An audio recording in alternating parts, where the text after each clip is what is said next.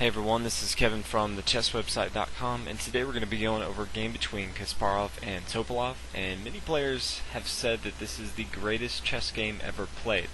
Now we'll let y'all debate between, if y'all think this is the greatest game ever played, but it is Kasparov's immortal game, and pretty much all the top GMs, famous players, have their own immortal game, and it's just that. It makes them considered immortal in the chess world. So, Garry Kasparov, many consider the greatest chess player to ever play the game. If this is his immortal game, then I will have to say this is probably one of the best games ever played. So with that said, Garry Kasparov playing the white pieces and Topalov playing the black pieces. Starts out with pawn e4, pawn d6, pawn d4, knight f6, knight c3, pawn to g6, and Topalov really decided that he wanted to play the perk defense, and so that's what black is going to be playing here. If you haven't watched the video on the perk defense and you want to get a foundation of how the perk defense really plays out and kind of the themes before you watch this video, definitely feel free to go watch that. But if not, we'll go ahead and continue.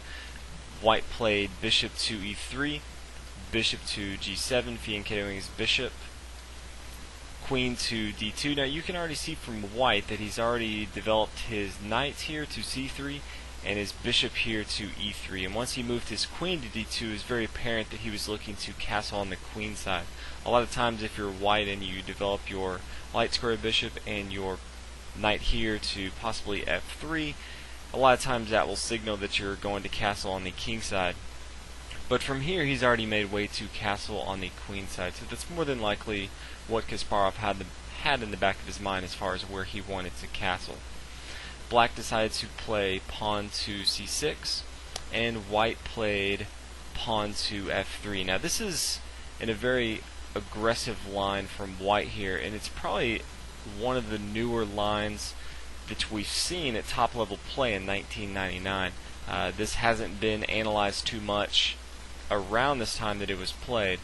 So right away we can see that Garry Kasparov had spent a lot of time on this opening, and he really knew what he was doing. He was trying to put another defender on this pawn here on e4, and at the same time he was really looking to castle on the queen side. Play continued with pawn to b5, and this is very important play right here from black. He does two things with this move. The first thing is he advances a pawn to gain space on the queen side, starting to push his pawns down the board of the queen side. At the same time, it prevents a very strong move from white. White would really like to bring his bishop to c4. It's a very powerful square. It's a great square for the light square bishop, and because of this play from black on b5, it really prevents this light square bishop coming to c4 and attacking this square here on f7. So this move does multiple things, and you're going to see this a lot in this game. There's a lot of fantastic moves that have kind of dual roles, and this is one of those dual role moves right here. This pawn here on b5 not only advances a pawn to gain space on the queen side, but it also keeps this light square bishop, and you can see later on this game this light square bishop's pretty much pinned down to this f1 square and is really going to be the last piece that white develops, and it's mainly due to this pawn here on d5. Play continues from here with white bringing his knight to e2. He realizes that he's not going to be able to bring his light square bishop right away, so instead he decides that it's okay to block off the light square bishop with his knight here on e2, since there's really not a good square that he wants to bring his light square bishop to. From here, black's going to bring his knight to d7, and white's going to play bishop to h6. And why does he do this? Well, anytime you fianchetto your bishop to the king side, as black did with his bishop on g7, this dark square bishop here is a very important piece, not only for this long dark diagonal, but at the same time defending this king here if the king decides to castle on the king side.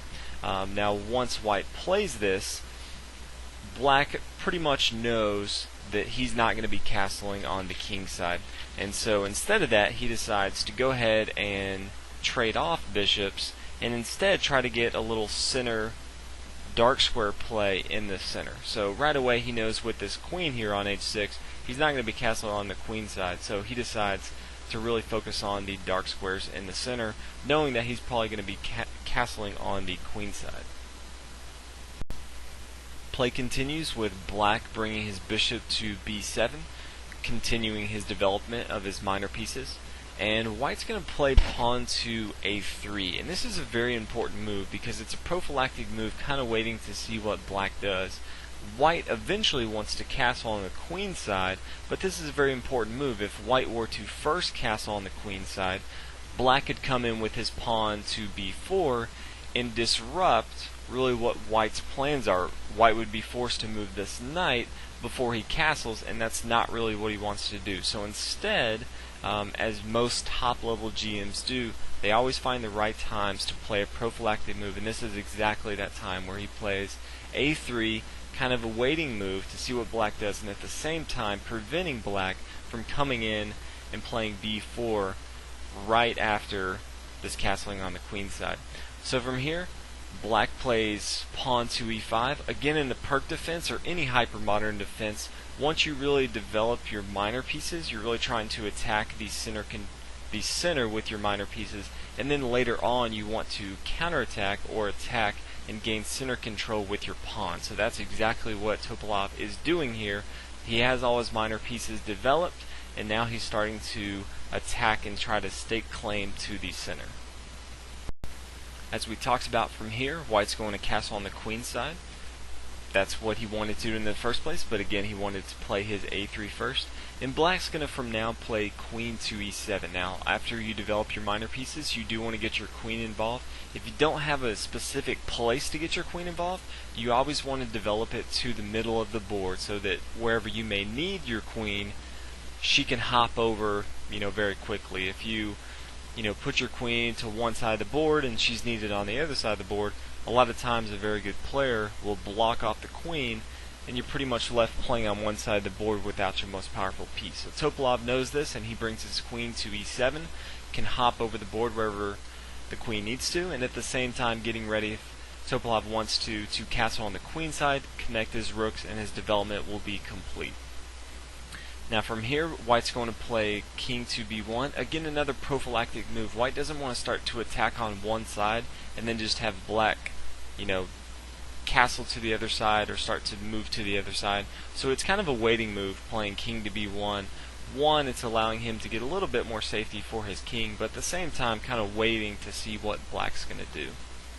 And black decided to bring his pawn to a6, and this is done for a few reasons. And one of the reasons, eventually black would like to push his pawn from c6 to c5. Right now his light squared bishop is not in the game. He eventually would like to get into the game. He doesn't need to right now, but later on it is on this long diagonal and he would like to use it since it is a powerful piece. But as soon as he moves pawn to c5, then his b5 pawn will be hanging. So this a6 move is kind of a move getting ready for the future down the road, not immediately, but again, you always want to be thinking down the road. So Topalov knows this, and he knows eventually he wants to play c5, and so because of this, he needs to play a6 to support this pawn here on b5. Play continues, and white now brings his knight to c1, and if you analyze it back from this position, this is a very strong move. If white really looks at this and sees what he wants to do, he really wants to get his knights involved. His knight here on c3 is well placed, but he'd really like to get his knight here on e2 to the best square on the board. Now if you look at it, where's the best square on the board? We can already tell that black's probably not going to castle on the king side. We have our queen, white has the queen here on h6, really keeping black from castling on the king side. And so white knows this, and since black's going to be castling on the queen side more than likely, then white knows he wants to start moving his minor pieces and his major pieces towards the queen side. With that said, the best place, the best square for this knight here on e2 is actually going to be a5. So what's the easiest and the best way to get this knight to a5? First to c1, and then here to b3, and then to a5. So that's kind of what Kasparov was thinking in the back of his head. So again, if you have a plan, go ahead and start to move towards that. So his first play is knight to c1. Now from here, black's going to continue with his development, and he castles on the queen side, so he now has both of his rooks connected, and he has the rest of his pieces developed. So black, in this case, is finished in development, and now it is white's turn. And white now brings his knight to b3. Again, he really wants to eye this square here on a5 as we talked about. It's a fantastic square for his knight to be, attacking the entire queen side of black. Now black here decided to capture on d4. For y'all who don't know, Topalov is a very aggressive player. I've studied quite a lot of his games because I have a very aggressive style like him. And so Topalov, now that he has developed all his pieces exactly how he wants them, he's going to start to counterattack. He knows that instinctively white has the advantage just because they have that extra tempo in the game. And so he wants to start to try to attack and try to play for the win as he always does. Now from here, white took with d4. Now a lot of players would say why not take with his knight on d4, especially since after we take with this rook, black decided to bring his pawn to c5. Again, what we talked about before, playing his pawn to c5, opening up this long diagonal for this bishop here on b7. But if we take with our knight, or if white takes with his knight on d4, black does not have to right away play his pawn to c5. He can kind of wait. And again, white really wants to bring his knight to a5. So if he wants to bring his knight to a5, then capturing with his knight here on d4 is probably not the best strategy. Instead, Kasparov opts for his rook takes on d4. And after the pawn attacks here on d4, he brings his rook back to d1. So that's very small as far as why he did that, but I do want to let you know because you may have been looking at it and thought, man, why did Kasparov not take with his knight on b3? He really wants to bring his knight to a5, and if Topalov did not play this pawn 2 on c5, he didn't want to lose tempos bringing his knight back to b3 and then to a5. From here, black played knight to b6, getting ready if he ever wanted to bring his pawn to d5. His pawn here on d6 isn't doing too much and is kind of hanging behind. He eventually wants to centralize this pawn here on d6 and bring it to d5, and this knight here on b6 will be a strong defender of this pawn if he ever does bring it to d5. Now from here, white had to make a decision, and he decided to bring his pawn to g3. Now a lot of players, including myself, would want to quickly finish development and bring their bishop to e2, and that seems like a logical move, but Kasparov was looking down the road and he said, you know what, let's bring my pawn to g3 because I want to develop my bishop to h3 and really take away this long light square diagonal and put a lot of pressure on this black king.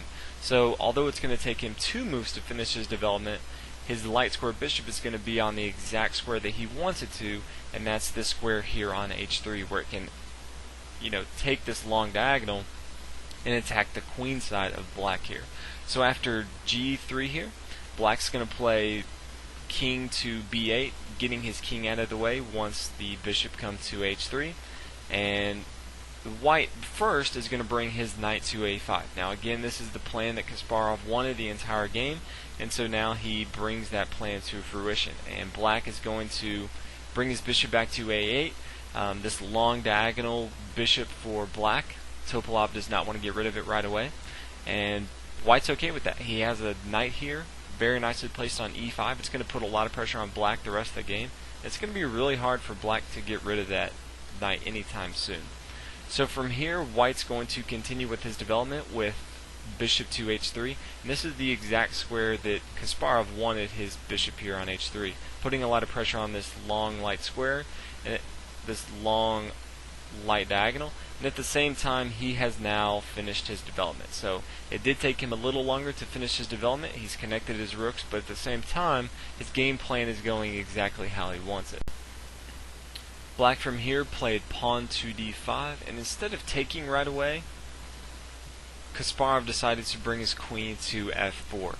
And this is what really separates normal players from masters to GMs are always looking for the in-between move. So a lot of players would already see this pawn to d5 and say, how can I recapture, and start to calculate. And top players are always looking for what's the in-between move. And the in-between move here was queen to f4. He can take a look at this capturing later on, but right away he wants to bring his queen into the action and check the king. Now the king only has one move. As you can see, he can't come to c7, c8 because of the queen and the bishop, and he can't come to b7 because of the knight here. His only move is king to a7. So already you can see white's really starting to put the black king into a tight corner here. Now white chose to disregard this pawn here on d5 right away and instead centralize his rooks. As you can see, white's pieces are really in good position. He has two centralized rooks. He has his bishop in his light squared. He has his queen in his light squared bishop bearing down on this queen side, and his knights are very well placed attacking the king side, or the king on the queen side. So from here, black decided to continue to push up his pawn here to d4, starting to put some pressure. And white decided to bring his knight to d5. And this is an amazing move because white eventually is going to be sacrificing a pawn so that he can open up a huge attack against black. Black decided to take with his knight here on d5, and white recaptured with his pawn on d5 at the same time, attacking the queen here on e7. Black now brought his queen to d6. Again, it was being attacked, so he did need to move it. And white decided to capture and sacrifice his rook here on d4. And this is probably the move of the game. After Topalov took back, as you can already see, Kasparov really wanted to sacrifice this just so anytime he wanted to, his queen could come into d4 and check the king. And again, all the moves that the black king has, are very limited, so he knows that even though he gave up a rook, he really has a lot of strong attacks. But from here, Kasparov found an amazing move, and he found rook to e7. Now this is a fantastic move because the black queen cannot take here on e7. If he does, then we have a mating opportunity. White can bring his queen to d4. After the king goes back to b8, the queen can come to b6, and it doesn't matter if the black bishop comes to b7 or the queen comes to b7. Doesn't really matter. The knight here can come to c6. After the king goes back to a8, it's going to be checkmate. If instead of the bishop, the queen comes here, then it's going to be even a quicker checkmate with knight to c6. So as you can see right away, our rook here on e7, there's nothing that the king here on a7 can do besides move to b6. Now, if we go back a few moves, after the rook comes here to d4, sacrificing the rook here, Kasparov actually said that the best move for black would have been to bring his king to b6. Kasparov himself said there's no good way for white to continue here, but Topalov in the game took over an hour to find, well, not really find, but to calculate out that taking on d4 would be the best situation. Now obviously he saw that white did have a lot of fighting options, but over an hour of thinking, Topalov, one of the best players in the game, decided that, you know what, I'm going to take this sacrifice and I think I can fight my way back, being up so much in material. So that's exactly what Kasparov wanted to do, and he brought his rook to e7, and then after the king came to b6, like we talked about before, the queen took on d4, and that's exactly why this rook sacrifice on d4 was important, because it got the pawn from c5 out of the way so that we can check. And from here, black decided to take the knight here on a5. It was kind of forced. There's no real other square for black to go to. And white decided to continue to push with his pawn to b4. Now again, there's not many other moves that black can do here, so he brings his king to a4. Now luckily Kasparov thought this game out, because if you just look at this board right away, yes, the king is in a lot of trouble for black, but as you can see, black is up quite a bit of material in this game. But Kasparov, being the great player that he is, he saw all the lines in the game, and he realized that he had a lot of not only mating chances, but at the same time he had a lot of attacking lines where he could make up that material later on in the game because of the vulnerability of the black king. So from here, white decided to bring his queen to c3, as you can see, Kasparov is threatening mate here. He can bring his queen to b3, so black has to do something.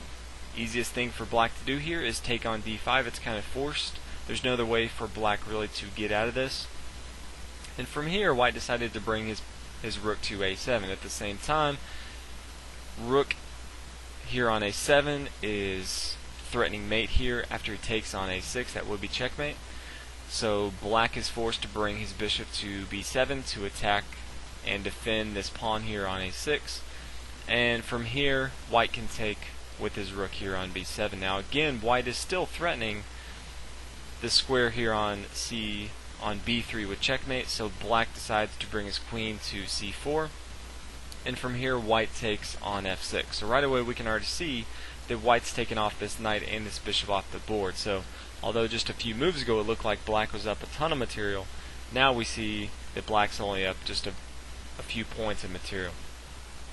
From here, black decided to take this pawn here on e3, and now the queen's going to come into the action with queen takes on a6.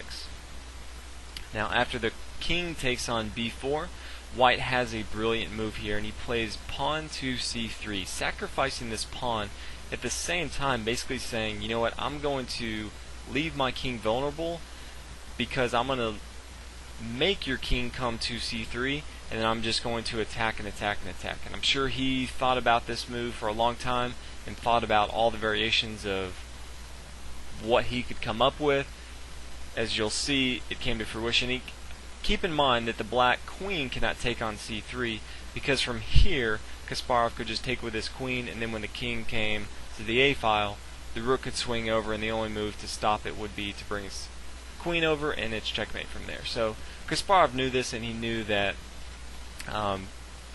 bringing his pawn to c3 would force the king to come to c3 and take. Now he could obviously come to a different square like c5, but again he would be out in the open and he would lose even quicker than he did. So Topalov decided to take on c3, and Kasparov played queen to a1. Now at the same time, as you can see, he's setting this up so he can take this rook here on h8 if he wants to after this king moves. But the king comes down to d2, and the queen comes to b2, d1, and then the bishop comes to f1. And this is a fantastic move because the queen cannot take this bishop on f1. If it does, then the queen comes to c2, and after the king moves, then the rook here on e7, that's good game. The queen can obviously check it, but it's going to be checkmate. So this is a fantastic move that Kasparov found. His bishop here on h3 that was attacking the king, now the king is down here on d1, and now he's going to get his bishop involved here and attack this queen. So Topalov came down and played rook to d2, and Kasparov played rook to d7, basically saying that you're not going to be taking my queen because I'm pinning your rook down to your king. And so Topalov was forced to take the rook here on d7, and that leaves the queen here on c4 for the taking. And after that's taken, then Kasparov takes the rook on h8, as we talked about before. And from here, Topalov can pretty much resign the game. He's down quite a bit in material, and white has a queen. He can pretty much just run over the board. The game did go a few moves further on, but then once Topalov realized that he's playing Kasparov and Kasparov has a queen, he went ahead and resigned in this situation. So I really enjoyed studying this game, reading a lot of different people's commentary on a lot of the different moves, and I learned quite a bit, so hopefully y'all learned quite a bit as well. And these are two of the greatest chess minds that have ever played, so I do feel like a lot of their moves you can learn from because there's so much meaning in every move that they make. So hopefully you guys enjoyed this video. Hopefully you guys enjoyed my commentary. If you haven't already, please subscribe, and I will see you guys in the next video. Thanks for watching.